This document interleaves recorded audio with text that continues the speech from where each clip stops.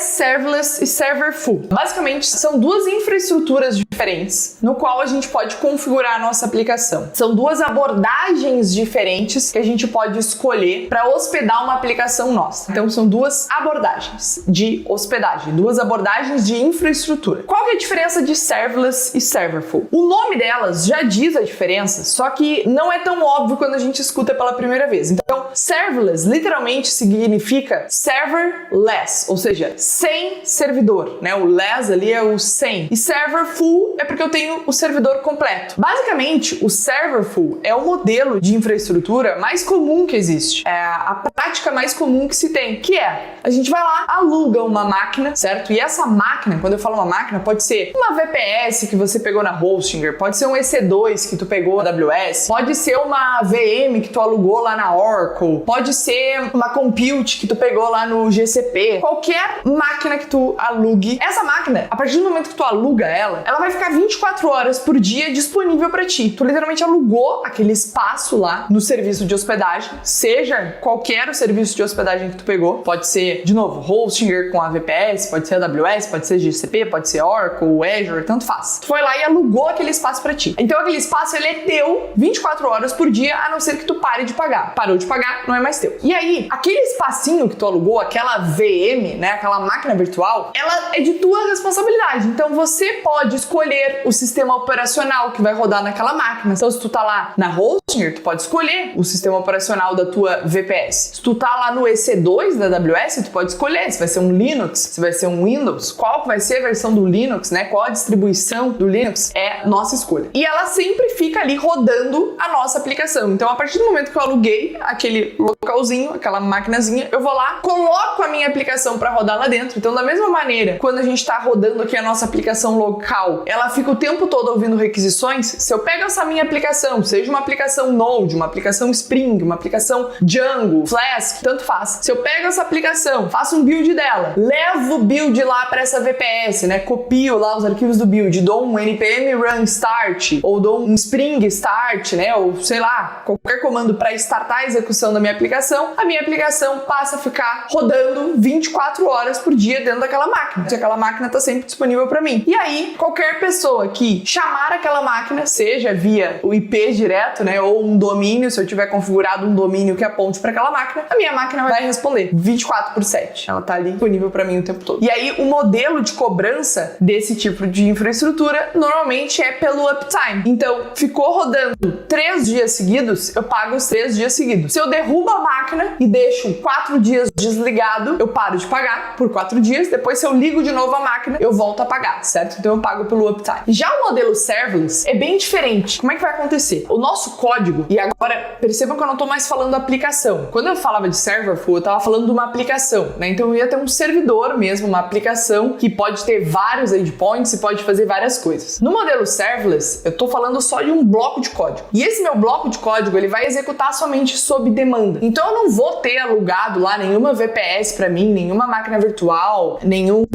container dedicado para mim. Não tem nada dedicado para mim. Eu literalmente só vou mandar meu código para lá. E aí, o provedor que é responsável por gerenciar essas funções serverless vai ser responsável por provisionar toda a infraestrutura e servir o meu código quando o meu código for acionado. Então, normalmente a gente vai ter ali um endpoint, algum domíniozinho que a gente pode chamar para acionar a execução desse código. E quando ele for chamado, somente quando ele for chamado, a infraestrutura vai ser provisionada e ele vai passar a responder. Que enquanto não há chamadas, enquanto não há requisições, não há invocações para aquele código, eu não pago nada, pago só pela demanda. E quem vai gerenciar tudo que está por trás, qual é o sistema operacional, qual o mecanismo de scaling, né? Como é que vai escalar caso tenha muitas requisições, etc. É o provedor. Ele gerencia tudo, ele gerencia todo o servidor para mim. Por isso que se chama serverless, entendeu? É por isso que um se chama serverful e outro serverless. Porque no serverful, eu estou no controle da máquina, eu boto a minha aplicação lá para rodar e ela fica lá rodando o tempo todo, ouvindo minhas requisições, eu escolhi o sistema operacional, eu vou lidar com a escala. Eu posso usar uma escala automática da AWS? Posso, mas eu escolhi usar, eu controlo. No serverless não, eu só mando um código, literalmente um bloco de código, um arquivo só, digamos assim. Claro que pode ser mais de um arquivo, mas como se fosse uma única função, eu mando para lá. E o provedor fica responsável por provisionar toda a infraestrutura no momento que esse meu código for invocado. Se ele não for invocado, nenhuma infraestrutura vai ser provisionada para ele executar. Essa é a diferença geral. Agora a gente vai entrar no detalhe e vai ficar ainda mais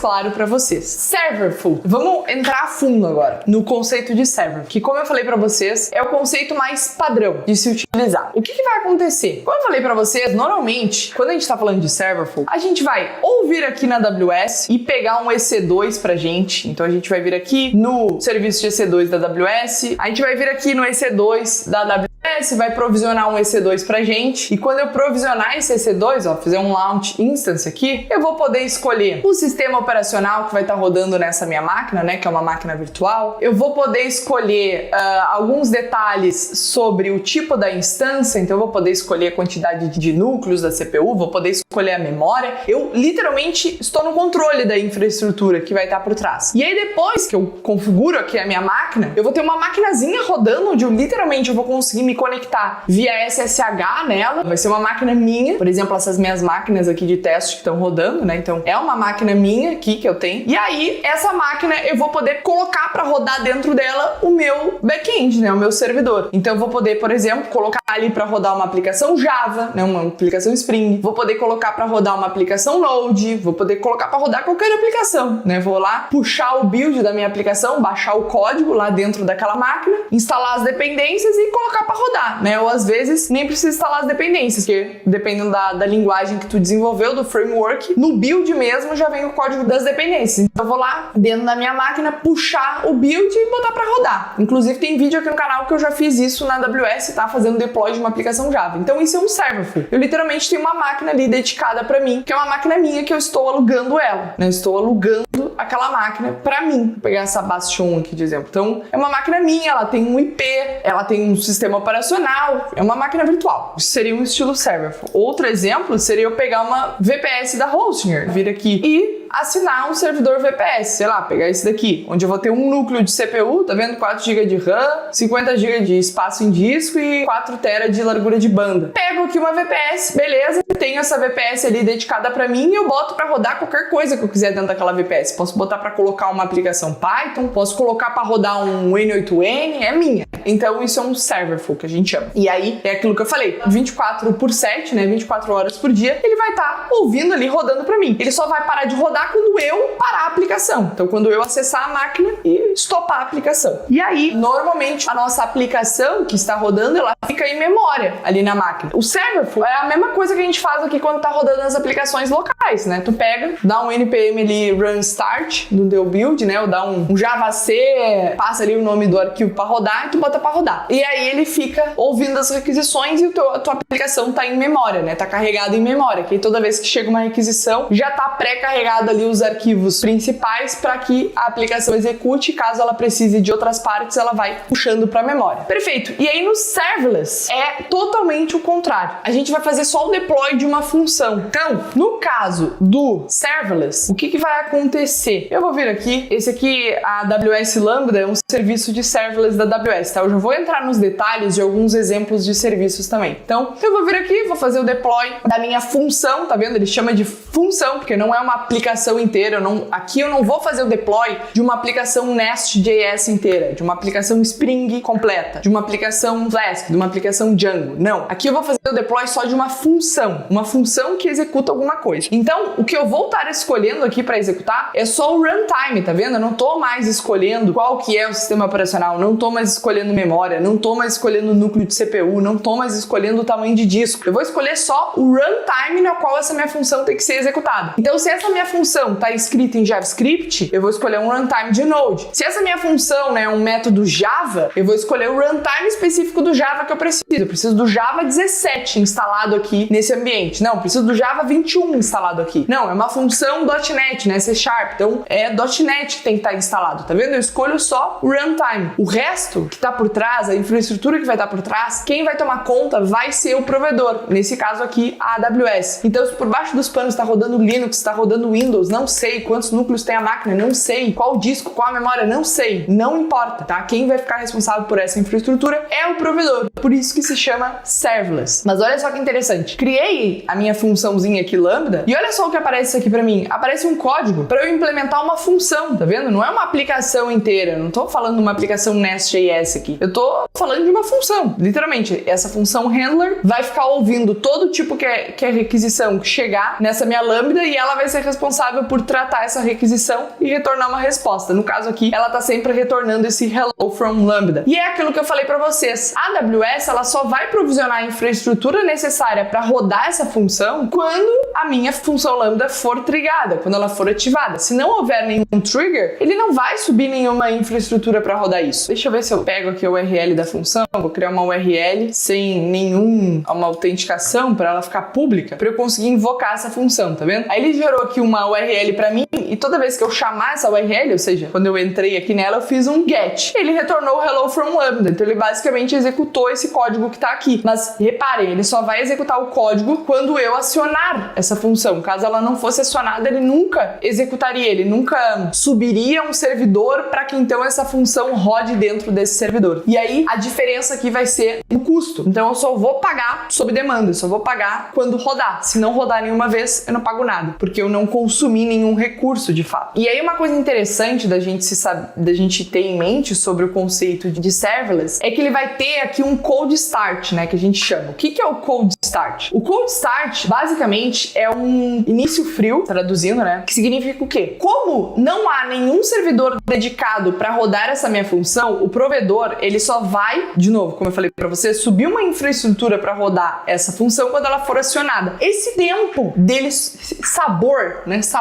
infraestrutura aqui, esse tempo dele subir a infraestrutura é o que a gente chama de cold start. Porque, reparem, quando a gente estava falando de um serverful, eu tinha a máquina dedicada para mim o tempo todo. Então o cold start dela era 0, porque a minha aplicação já estava carregada em memória. Então eu, de novo, fui lá, aluguei uma máquina virtual, subi meu build, dei um npm start. Quando eu dei o npm start, automaticamente aquela minha aplicação Node já ficou carregada na memória da minha máquina. Quando chega uma requisição naquela máquina, ela já está em memória a aplicação rodando e já responde automaticamente. Óbvio, com o tempo ali de execução da aplicação, mas a máquina em si já está pronta e a aplicação já está rodando. No caso do serverless, não. No caso do serverless, se não houve requisição, não existe nada. Não existe nenhum servidor rodando esse código. A partir do momento que chega uma requisição, aí ele sobe uma infraestrutura, sobe uma máquina, instala um sistema operacional, bota um servidor para rodar e então roda aquele código Node ali ou roda aquele código Java, seja qual for o runtime que eu escolhi. E aí tem alguns prós e contras. Vamos começar com os prós e contras do serverful. O primeiro pró é que a gente tem uma máquina 100% dedicada pra gente. Isso significa que eu vou ter um servidor estável e previsível, né? Ele tá sempre ali rodando e ele sempre mais ou menos vai responder com o mesmo tempo e eu consigo persistir dados em memória, eu consigo guardar algumas coisas em memória para reutilizar como cache, eu consigo inclusive persistir a conexão do banco de dados, né? O connection pool pode ser persistente, eu salvo isso em memória e aí tudo isso otimiza as execuções da minha aplicação, né? Otimiza as requisições que forem chegando. O contra é que eu vou ter um custo fixo, mesmo se eu não tiver tráfego nenhum, se eu não tiver nenhuma requisição chegando na minha aplicação, mesmo assim eu vou ter que pagar, no caso do serverful, porque eu aluguei aquela máquina ali. E como eu tô alugando, vou ter que pagar. Não importa se tá executando ou não, né? Não importa se tá chegando requisição ou não. Outra coisa do contra também é que às vezes eu literalmente só quero criar uma função, né? Seria só um endpoint, por exemplo, um endpoint para transformar uma URL longa em uma URL curta, né? Seria um endpoint só. E aí, para isso, eu não preciso de uma máquina inteira para mim, né? Não preciso de uma VPS inteira dedicada para isso. Não preciso de um EC2 inteiro para isso, né? Então, isso acaba sendo contra, acaba sendo uma bazuca para matar uma mosca. Nesses casos onde eu preciso só de uma coisinha. E aí é onde entra o serverless, né? O serverless entra justamente para esses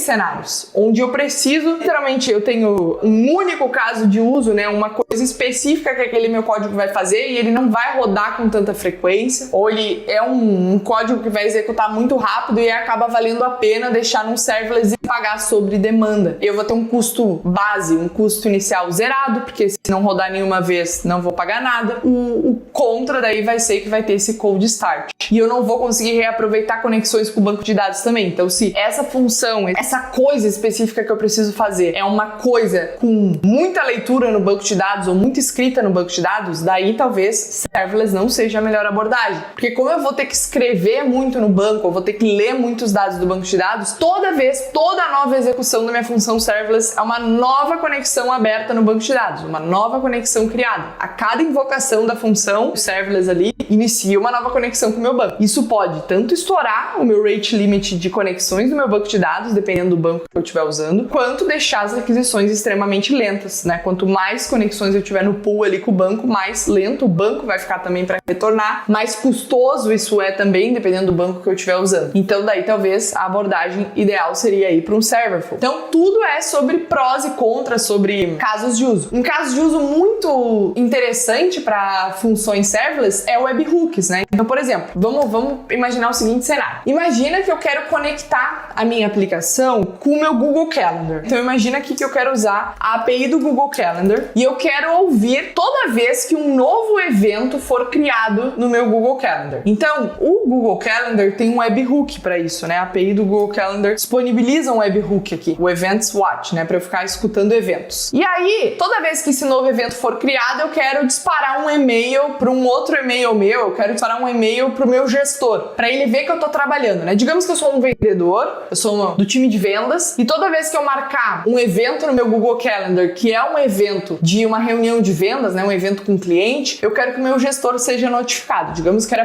para isso, é esse caso de uso da aplicação que eu estou desenvolvendo. Ao invés de criar todo um servidor dedicado para isso, quem sabe eu poderia só criar uma função serverless aqui na AWS, usando a AWS Lambda, por exemplo. Essa função serverless, ela vai ser acionada pelo webhook do Google Calendar toda vez que um evento for marcado no meu calendário. Então eu venho aqui no Google for Developers e cadastro esse meu webhook, e aí essa minha função é chamada toda vez que um novo evento é agendado. Ela basicamente processa o evento, então ela recebe a requisição ali, né, o request, o body do request, processa isso, vê se é um evento de vendas. Às vezes eu vou fazer o match pela descrição do evento, ou o título do evento tem que ser sempre o mesmo título para eu saber que é uma demo comercial, uma demo de vendas. E aí eu uso, sei lá, a API da Resend para enviar um e-mail pro meu chefe dizendo, oba, nova reunião com o cliente marcado. Pronto. Isso é um caso de uso que eu poderia aqui fazer numa Lambda, tá vendo? Não tive que mexer com banco de dados, então não teria ali nenhum problema de conexões com o banco. Não são execuções muito frequentes também, então acaba valendo mais a pena usar aqui uma Lambda. Fê, então tu tá dizendo que caso eu precise conectar com o banco de dados, de maneira alguma eu devo usar uma função serverless? Não é isso que eu tô falando. Só tô falando que tem que abrir o olho e ver se realmente vai valer a pena, né? Existem casos, sim, onde vale a pena eu usar uma função serverless mesmo que eu precise que essa função se conecte com o banco de dados. Vou dar um exemplo para vocês. Caso eu queira fazer uma cópia do meu banco de dados, né? Eu tenho um banco de dados principal onde tem todos os meus dados, todas as minhas informações, que tá lá. Um banco de dados que eu me conecto. Um banco de dados Postgres, por exemplo. Só que eu quero ter um outro banco de dados, que vai ser um banco de dados Mongo, que ele vai ser preenchido, esse banco de dados Mongo vai ser populado com diversos dados. Tanto dados que existem nesse banco de dados Postgres, quanto dados que eu capturo de uma outra API externa, quanto dados que eu recebo do meu cliente e várias outras origens, tá? Então esse banco de dados Mongo, ele é usado para outra finalidade. Só que toda vez que houver uma escrita nesse banco de dados meu aqui principal, nesse banco de dados Postgres, eu quero já fazer uma escrita no meu banco de dados Mongo também, nessa minha outra réplica. Essa réplica que tem várias outras informações juntas. Então eu posso criar um trigger aqui para minha função lambda, por exemplo. Os triggers nada mais são do que gatilhos. Então, olha só uma outra coisa que a gente está aprendendo aqui. Um gatilho para uma função serverless não necessariamente é só um endpoint, né? É só uma URL aqui para eu chamar. Um gatilho pode ser um evento que aconteceu aqui na minha AWS, por exemplo. E esse evento pode ter sido num RDS meu, se eu não me engano, né? Posso estar falando bobagem, mas tenho quase certeza que sim, que dá para configurar um gatilho quando há uma escrita no banco. Deixa eu só achar aqui. Via Event Bridge, né? Então, por exemplo, eu posso, toda vez que houver uma escrita no meu banco de dados Postgres, eu jogo um evento no Event Bridge. O Event Bridge nada mais é do que um serviço aqui da AWS para entregar eventos para as aplicações. Então, eu posso criar um evento e consumir eventos. E aí, a minha lambda é trigada toda vez que chega um evento nesse meu Event Bridge e ela pega e escreve no meu banco de dados Mongo, né? Ela lê esse evento, extrai a informação e escreve no banco de dados Mongo. Eu posso, inclusive, fazer a minha lambda ser trigada para um evento que aconteceu no S3. Então, caso um novo arquivo seja feito o upload no S3, eu posso trigar a execução da minha lambda, seja para otimizar esse arquivo, ou criar uma versão preto e branco do arquivo, ou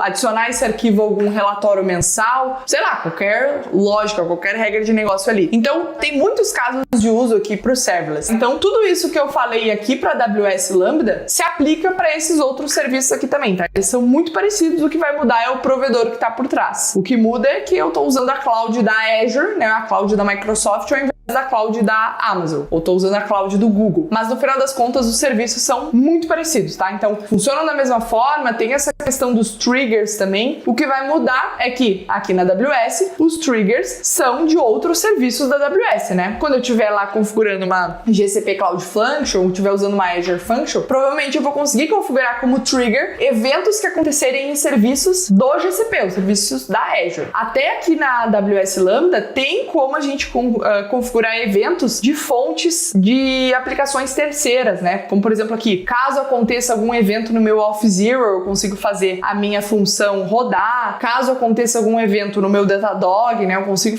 usar como trigger para minha função rodar. Até eventos no MongoDB, tá vendo? No MongoDB, no New Relic. Então, tem aqui a opção de conectar com alguns serviços terceiros, mas são bem poucos, tá? A grande maioria de conexão nativa aqui vai ser com outros serviços da AWS para servirem como triggers, como gatilhos de execução para essa minha lambda. Ou, claro, eu posso usar só a URL da função, né? Chamar ela via HTTP e aí eu posso, como é chamada HTTP, eu posso acionar de qualquer lugar, né? É só fazer uma requisição HTTP que já vai disparar a execução dessa minha função.